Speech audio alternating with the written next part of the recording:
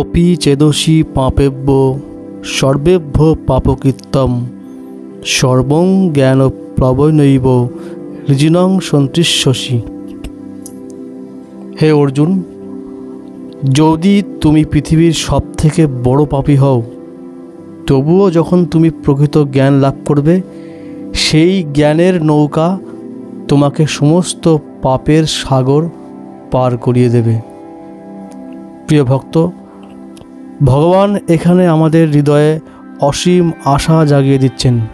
তিনি বলছেন যে যত বড়ই পাপী হোক না কেন, যতই ভুল করুক না কেন, জীবনে যদি সে কৃষ্ণের শরণে আসে, যদি সে কৃষ্ণ জ্ঞান গ্রহণ করে, আমি তাকে মুক্ত করব।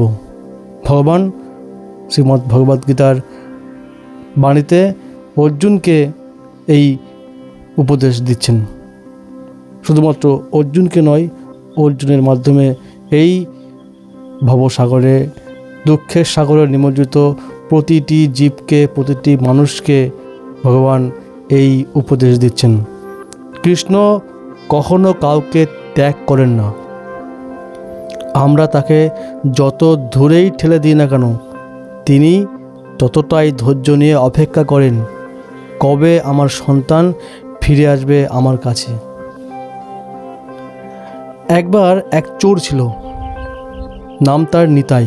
ছোটবেলা থেকেই চুরি করত, মানুষ তাকে ঘৃণা করত, পুলিশ খুঁজত, আর সে পালিয়ে পালিয়ে জীবন কাটাতো। এক রাতে সে এক সাধুর আশ্রমে ঢুকলো চুরি করতে। সে ভাবল এই সাধুদের সিন্ধুকে নিশ্চয়ই কিছু টাকা আছে, কিন্তু ভেতরে গিয়ে দেখে সাধু ঘুমোচ্ছেন, পাশে একটা প্রদীপ জ্বলছে, আর ঠাকুর ঘরে কৃষ্ণের মূর্তি। নিতাই ধীরে ধীরে সেই মূর্তির দিকে তাকালো। কৃষ্ণের চোখের মাধুর্যে সেই স্তব্ধ হয়ে গেল। সেই চোখে কোনো বিচার নেই, কোনো রাগ নেই, শুধু ভালোবাসা। সে কেঁদে ফেলল। ঠিক তখনই একটা সাধু জেগে উঠলেন, চোরকে দেখে বললেন, ভয় পেও না, কৃষ্ণ তোমার অপেক্ষায় ছিলেন। নিতাই কাঁদতে কাঁদতে বলল, আমি চোর, আমি অসংখ্য পাপ করেছি, কৃষ্ণ কি আমাকেও ভালোবাসবেন? সাধু হাসলেন, তিনি তো ভালোবাসেন সবচাইতে বেশি সেই সন্তানকেই যে পথ হারিয়ে গেছে। তুমি আজ থেকে তার নাম নাও, তার সেবা করো, তোমার সব পাপ ভেসে যাবে। সেই রাত থেকেই নিতাই আর চুরি করেননি, প্রতিদিন কৃষ্ণের নাম জপ করত। বছরখানেক পরে সে সত্যিই বদলে গেল। এই চোর এক মহান ভক্ত হয়ে উঠল। এটা কোনো গল্প কথা নয়, এটা সত্যি কথা, বাস্তব কথা। বাস্তবেই ভগবান কৃষ্ণ যে সমস্ত মানুষ এই দুঃখের সাগরে নিমজ্জিত হয়ে আছে, যারা অজ্ঞানী, যারা পথভ্রষ্ট হয়ে গেছে, যারা মদ, জুয়া, অবৈধ সঙ্গ এই সমস্তর মধ্যে পড়ে হাবুডুবু খাচ্ছে, যারা পাপী, বদমাইশ, ভগবান তাদেরকেই আরও বেশি ভালোবাসেন। কেননা ভগবান যে সন্তানগুলো অলরেডি শুধরে গেছে, যারা ভগবান পথে ভজন করছে, তারা তো সঠিক পথের সন্ধান পেয়ে গেছে।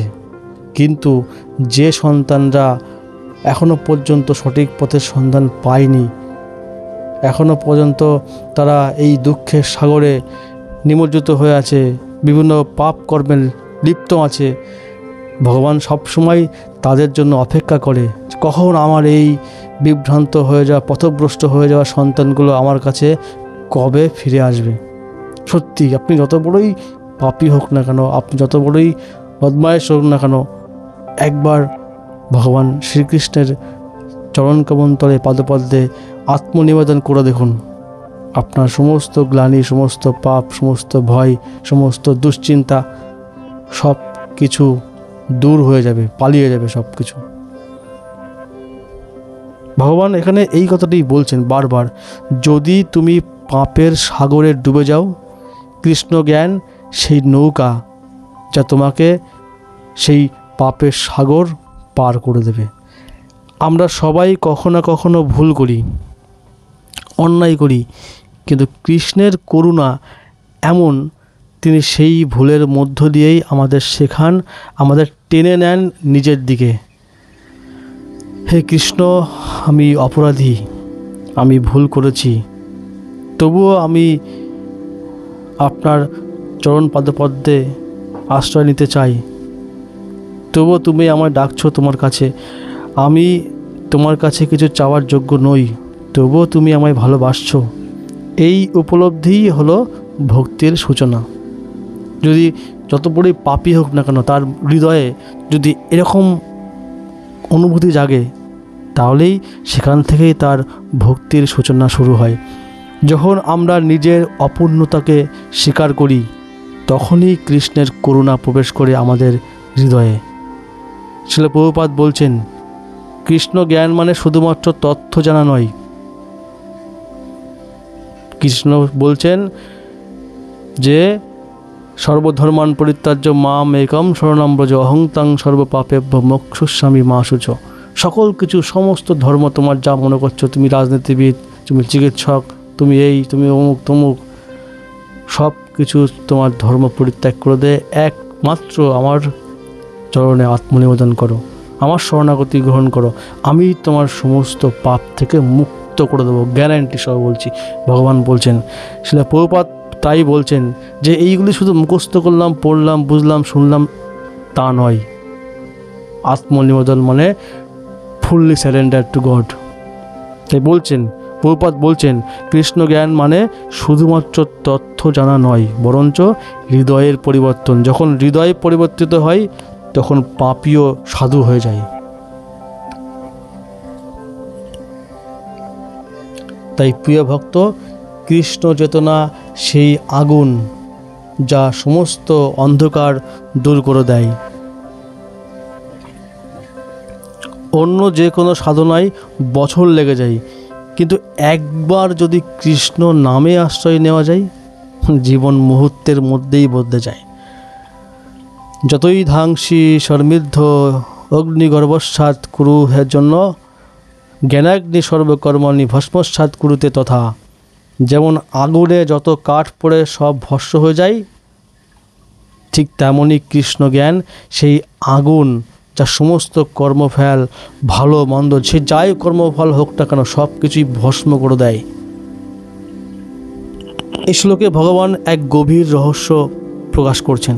তিনি বলছেন, তুমি যত কর্মই করো না কেন, যতই জটিল হোক না কেন, তোমার জীবনের জাল কৃষ্ণ জ্ঞান অর্থাৎ কৃষ্ণের প্রতি প্রেমময় জ্ঞান সব কিছু ভস্ম করে দেয়। পাপ, দুঃখ, অভিমান সব পুড়ে ছাই হয়ে যায়। যেমন সূর্য উঠলে অন্ধকার থাকে না, ঠিক তেমনি কৃষ্ণ প্রেমের আলো ফুটলে অতীতের সমস্ত দুঃখ কষ্ট সব মিলিয়ে যায়। এক গৃহস্থ প্রতিদিন সন্ধ্যায় কৃষ্ণের সামনে প্রদীপ জ্বালাতেন। একদিন তার ছেলে বলল, বাবা, এই ছোট্ট আগুনে কি হবে? এটি তো অন্ধকারের সমুদ্রের সামনে খুবই ছোট। বাবা বললেন, দেখো। তিনি প্রদীপ জ্বালালেন, অন্ধকার সত্যিই মিলিয়ে গেল। তিনি বললেন, এই ছোট্ট আলো যেমন অন্ধকার দূর করে, ঠিক তেমনি কৃষ্ণ জ্ঞান ছোট হলেও হৃদয়ের বিশাল অন্ধকার পুড়িয়ে ফেলে। এক ভক্ত ছিল, নাম নারায়ণ। সে এক সময় কঠোর ব্যবসায়ী ছিল, লোভী, অহংকারী, কারো উপকার করত না। একদিন তার জীবনে বড় ক্ষতি হলো, সে ভেঙে পড়ল, সব হারিয়ে ফেলল। সে এক মন্দিরে গিয়ে বসে কাঁদছিল। মন্দিরে গুরু মহারাজ বসেছিলেন। গুরু জিজ্ঞাসা করলেন, কেন কাঁদছ? সে নারায়ণ বলল, সব হারিয়েছি, দুনিয়া শেষ। গুরু বললেন, না, দুনিয়া শেষ হয়নি, তোমার অন্ধকার শুরু হয়েছে। দুনিয়া তো দুনিয়ার জায়গায় থাকে। 100 বছর আগেও পৃথিবী ছিল, এখনও আছে। আপনি থাকুন না থাকুন, পৃথিবী এরকম থেকে যাবে, কিন্তু আপনি থাকবেন না। আপনার জীবনে দুঃখ মানে পৃথিবীর সবার জীবনে দুঃখ, এরকমটা নয়। এই গুরু বলছেন যে দুনিয়া শেষ হয়নি, দুনিয়া ঠিকই আছে, তোমার জীবনে অন্ধকার শুরু হয়েছে। এখন কৃষ্ণ নাম নাও, দেখো কেমন চারিদিকে আলো জ্বলে ওঠে। নারায়ণ শুরু করলো, হরে কৃষ্ণ কৃষ্ণ কৃষ্ণ হরে হরে, হরে রাম রাম রাম হরে হরে। এই কৃষ্ণ নাম নেওয়া তিনি শুরু করলেন। ধীরে ধীরে তার ভেতর শান্তি ফিরে আসলো। কিছু মাস পরেই সে ভক্তদের সেবা করতে লাগলো, দরিদ্রের খাবার দিতে লাগলো। একদিন সে গুরুদেবকে বলল, আমার সব দুঃখ চলে গেছে। এটা কীভাবে সম্ভব? গুরু হাসলেন, কৃষ্ণ জ্ঞান তোমার সমস্ত পাপ, সমস্ত কষ্ট, সব কিছু জ্বালা যন্ত্রণা দুঃখ কষ্ট সব ভস্ম করে দিয়েছে। যেমন আগুন কাঠ পোড়ায় ঠিক সেইভাবেই। ভগবান কৃষ্ণ কখনো বলেন না তুমি নিখুঁত হয়ে এসো। তিনি বলেন তুমি এসো, যেমন আছো, যে অবস্থায় আছো, যা করছো করো, আমার কাছে আসো, আমার কথা শোনো, শ্রীমদ্ ভগবদ্ গীতার বাণী শোনো, আমি তোমাকে শুদ্ধ করে দেবো। কৃষ্ণ জ্ঞান সেই আগুন যা হৃদয়ের সমস্ত অহংকার দুঃখ কষ্ট যন্ত্রণা মোহ সব কিছু পুড়ে ফেলে। আর এই জ্ঞানের জ্বলন্ত আগুন জ্বলে ওঠে গুরুর চরণে প্রণাম করার মাধ্যমে। শিল প্রভুপাদ বলছেন, কৃষ্ণ ভাবনামৃতই সেই আগুন যা আত্মাকে জাগিয়ে তোলে। হে কৃষ্ণ, আমার হৃদয় অন্ধকারে ভরা, পাপ দুঃখ মোহ অহংকারে ঢেকে আছে। তোমার নামের আগুন দিয়ে সেই হৃদয় শুদ্ধ করে দাও প্রভু। তোমার প্রেমের আগুনে যেন আমি পুড়ে যাই, যেন শুধু তুমি থাকো আমার মধ্যে। এরকম মনোভাব যদি আপনার মনের মধ্যে থাকে, আপনি যত বড়ই পাপী হোক না কেন, আপনার বিনাশ নেই, আপনার মুক্তি নিশ্চিত। আপনি কৃষ্ণপ্রেম লাভ অবশ্যই করবেন। শুধুমাত্র গুরুর চরণে শরণাগতি, ভগবত ভক্তি পথে সমর্পণ করা, আত্মনিবেদন করা, এটুকুই যথেষ্ট। তো আজকের এই ভিডিওতে যা আমরা শিখলাম, যা আমরা বুঝলাম, সেটা সারাংশ করলে এরকম দাঁড়ায়, যত বড়ই পাপী হোক কৃষ্ণজ্ঞান তাকে উদ্ধার করে। কৃষ্ণজ্ঞান সেই আগুন যা সমস্ত কর্মফল ভস্ম করে দেয়। গুরুর আশ্রয়ে ভক্ত যখন কৃষ্ণ চেতনা অর্জন করে, তখন অতীতের সমস্ত পাপ মোহ দুঃখ কষ্ট যন্ত্রণা সব ছাই হয়ে যায়। সেই ভক্ত তখন নিজের মধ্যে কৃষ্ণকে অনুভব করে, সব জীবকে কৃষ্ণের অংশরূপে দেখে। কৃষ্ণ প্রেমই একমাত্র আগুন যা জ্বলে ওঠে ভালোবাসার অশ্রু দিয়ে, আর সেই আগুনে সমস্ত অহংকার বিলীন হয়ে যায়।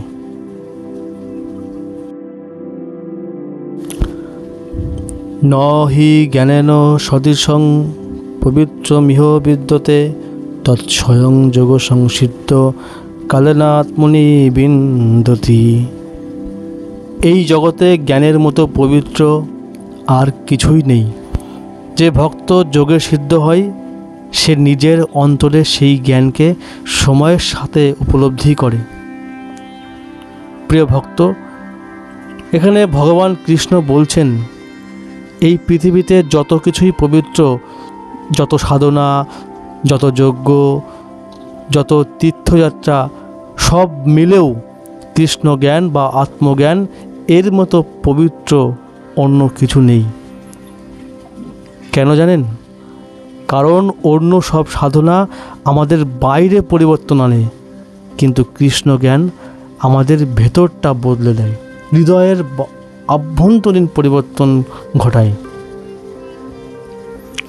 যে মানুষ একবার সত্যিকারের কৃষ্ণ জ্ঞান লাভ করে, তার চোখে আর দোষ, ঘৃণা, অহংকার, লোভ কিছুই থাকে না। সে দেখে সব কিছুই কৃষ্ণের। একবার এক বৃদ্ধ পণ্ডিত ছিলেন। তিনি জীবনে অসংখ্য শাস্ত্র পড়েছেন, কিন্তু হৃদয়ে শান্তি পাননি। একদিন তিনি নদীর ঘাটে এক সরল ভক্তকে দেখলেন। সে কৃষ্ণের নাম জপ করছে, তার চোখে অশ্রু। পণ্ডিত হেসে বললেন, তুমি কিছুই জানো না, শুধু নাম জপ করেই কি হবে? ভক্ত উত্তর দিল না, শুধু কৃষ্ণের দিকে তাকিয়ে কাঁদতে লাগলো।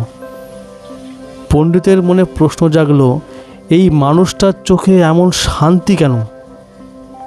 হয় না, যার হৃদয়ে ভক্তি থাকে তাকে আর নানান রকম বিজ্ঞান, দর্শন, ফিলোসফি, গণিত, এত কিছু যুক্তি তর্ক দিয়ে কাউকে বোঝানো লাগে না। একজন ভক্তের চোখ দেখলেই, একজন ভক্তের মুখ দেখলেই তার মুখে যে শান্তির প্রতিচ্ছবি ফুটে উঠছে, সেটা দেখলেই মানুষ বুঝতে পারে। কেননা প্রত্যেকটা মানুষই আনন্দ, দিব্য আনন্দ, শান্তি চায়। কেউ যুক্তিতর্ক, বিশাল দার্শনিক জ্ঞান এ সমস্ত চায় না। সবাই সব কিছুর চরমে মানুষ শান্তি চায়, আনন্দ চায়। একজন ভক্তের মুখে যখন শান্তির প্রতিচ্ছবি, আনন্দের, মহা আনন্দের প্রতিচ্ছবির ঢেউ ফুটে ওঠে, সেটা দেখলেই মানুষ বুঝতে পারে যে এ অনেক জ্ঞানী ব্যক্তি, অনেক জ্ঞানী ব্যক্তি। শুধুমাত্র নাম জপ করেই এ সমস্ত কিছু প্রাপ্ত করে নিচ্ছে, সমস্ত মহা আনন্দ প্রাপ্ত করে নিচ্ছে।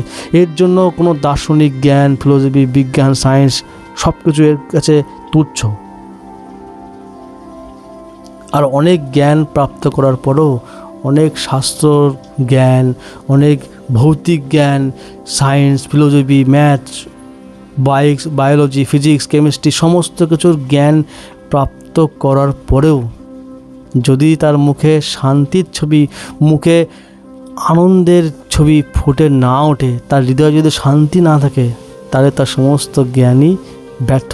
হোক না সে শাস্ত্রের জ্ঞান, হোক না সে ভৌতিক জ্ঞান, হোক না সে বড় বিজ্ঞানী, সে যাই হোক না কেন, সে মহান পুরুষ হোক না কেন, কিন্তু তার হৃদয়ে যদি শান্তি না থাকে, তার হৃদয়ে যদি ভক্তি না থাকে, তাহলে তার সমস্ত জীবনটাই বৃথা, তার সমস্ত জ্ঞানই বৃথা। আর ভক্তি ছাড়া মানুষের জীবনে শান্তি আসতে পারে না। ভক্তি থাকলে শান্তি হৃদয়ে এমনি এমনি বিরাজ করে। সমস্ত শান্তি কৃষ্ণের চরণতলেই আছে। আর কৃষ্ণের চরণতলে বাঁধে যা আছে সব কিছু বিষময়। যত বড়ই জ্ঞানী হোক না কেন, তার জীবনটা বিষময়। শান্তি বিন্দুমাত্র তার মধ্যে থাকে না, থাকতে পারে না। তাই বলছে, পণ্ডিতের মনে প্রশ্ন জাগলো, এই মানুষটার চোখে এমন শান্তি কি করে? সে দিন রাত কাটিয়ে সে ভক্তের পাশে বসে থেকে নাম শুনল, হরে কৃষ্ণ কৃষ্ণ কৃষ্ণ হরে হরে, হরে রাম রাম রাম হরে হরে, হরে কৃষ্ণ কৃষ্ণ কৃষ্ণ হরে হরে, হরে রাম রাম রাম হরে হরে। সারাদিন বসে তার নাম শ্রবণ করতে লাগলো। কয়েকদিনের মধ্যেই পণ্ডিতের অহংকার ভেঙে গেল। সে বলল, আজ বুঝলাম, এত বছর আমি কৃষ্ণ সম্পর্কে পড়েছি, কিন্তু আজ প্রথমবার কৃষ্ণকে অনুভব করলাম। প্রিয় ভক্ত, এটাই সেই জ্ঞান যা কৃষ্ণ বলছেন, বই থেকে নয়, হৃদয় থেকে জন্মায় ভক্তি। যখন ভক্ত সত্যিকারের কৃষ্ণ স্মরণে লীন হয়, তখন তার হৃদয়ে যে আলো জ্বলে ওঠে, সেটাই হলো কৃষ্ণ জ্ঞান। এই জ্ঞান কোনো কথার জ্ঞান নয়, এই জ্ঞান কোনো কথার কথা নয়, এ হলো উপলব্ধির জ্ঞান, যেখানে আত্মা অনুভব করে, আমি দেহ নই, আমি কৃষ্ণের চিরদাস, জীব নিত্য কৃষ্ণ দাস। একটা প্রদীপের আলো বাইরে দেখা যায়, একটা প্রদীপের আলো বাইরে দেখা যায় না যতক্ষণ না তার চারপাশে কাঁচ পরিষ্কার হয়। আমাদের মনও তেমনই, অহংকার, লোভ, কামনায় মলিন। কৃষ্ণজ্ঞান সেই পরিশোধনের প্রক্রিয়া, যা মনকে পরিষ্কার করে। ঘোলা জলে আপনি প্রতিচ্ছবি দেখতে পারবেন না। যখন জলটা স্থির হয়, তখন পরিষ্কার কাচের মতন আপনার প্রতিচ্ছবিটা ফুটে ওঠে। ঠিক সেরকমই আমাদের মনের মধ্যে অহংকার, লোভ, কামনা, বাসনা সব কিছুতে ভর্তি। এই মন এক জায়গায় স্থির হয় না, কিন্তু কৃষ্ণ জ্ঞানের মাধ্যমে, কৃষ্ণ নামের মাধ্যমে আস্তে আস্তে এই মনটা পরিশোধন হয়, মনকে পরিষ্কার করে দেয়। তখন ভগবানকে সাক্ষাৎ অনুভব করা যায়। তখন ভক্ত নিজের মধ্যে কৃষ্ণের উপস্থিতি খুব সহজভাবে অনুভব করতে পারে। কিন্তু তার আগে কোথায় ভগবান, কিসের ভগবান, ভগবান বলে কিছু নেই, আমি ভগবান, আমি খাচ্ছি, ফালতু কথা বলতে থাকে মানুষ। যতক্ষণ না তার মন শান্ত হয়, মনের মধ্যে বিভিন্ন যে মলিন দৃষ্টিভঙ্গি, মলিন জমের আছে, এইগুলো যতদিন পরিষ্কার না হয়, ততদিন সে ভগবানের কথা মাথায় ঢুকবে না, ভগবানকে সে উপলব্ধি করতে পারবে না। সূর্য তো বাইরে আছে, আপনি ঘর থেকে বাইরে বেরিয়ে দেখুন। ঘরের মধ্যে বসে থেকে বলুন যদি, সূর্য কোথায়? সূর্য তো ওঠে না এখন, সূর্য তো ওঠেনি। পাগলের প্রলাপ বকলে আপনার কোনো লাভ হবে না। আপনি বাইরে বেরোন না, সূর্য তো দাঁড়িয়ে আছে আপনার দর্শন দেওয়ার জন্য, ভগবানও আপনার হৃদয়ের মধ্যে আছে, আপনি যে ভগবানের অংশ সেটা আপনি বুঝবেন। তার জন্য যে প্রসিডিওরগুলো আছে, যে নিয়মকানুনগুলো আছে, সেগুলো ফলো করতে হবে। ভগবানই বলেছে সেই নিয়মকানুনগুলো কী কী। কিচ্ছু না, কিচ্ছু না। শ্রীমদ্ ভগবদ গীতা পড়া, ভগবানের নাম গ্রহণ করা, আর কিচ্ছু না। এইগুলির মাধ্যমে ভগবানকে অনুভব করতে পারবেন, ভগবানের সঙ্গে সাক্ষাৎ করতে পারবেন, ভগবানের সঙ্গে কথা বলতে পারবেন, সব কিছু পারবেন। সব কিছু সম্ভব, সব কিছু করছে এই টেকনোলজির যুগে, এই বিজ্ঞানের অগ্রগতির যুগেও। একজন ভক্তর মনোভাব, হে কৃষ্ণ, আমি জ্ঞান অর্জন করতে চাই না গর্বের জন্য, আমি চাই তোমার প্রতি প্রেমের জ্ঞান, যা আমাকে তোমার কাছে নিয়ে যাবে। এই জ্ঞানই পবিত্রতম, কারণ এটি আত্মাকে মুক্ত করে দেয়। এই মনোভাবটায় থাকাটাই সবচেয়ে বড় কথা। ভক্তকে ভগবানের সঙ্গে এক করে দেয়, প্রেমের বন্ধনে বেঁধে দেয় এই জ্ঞানই।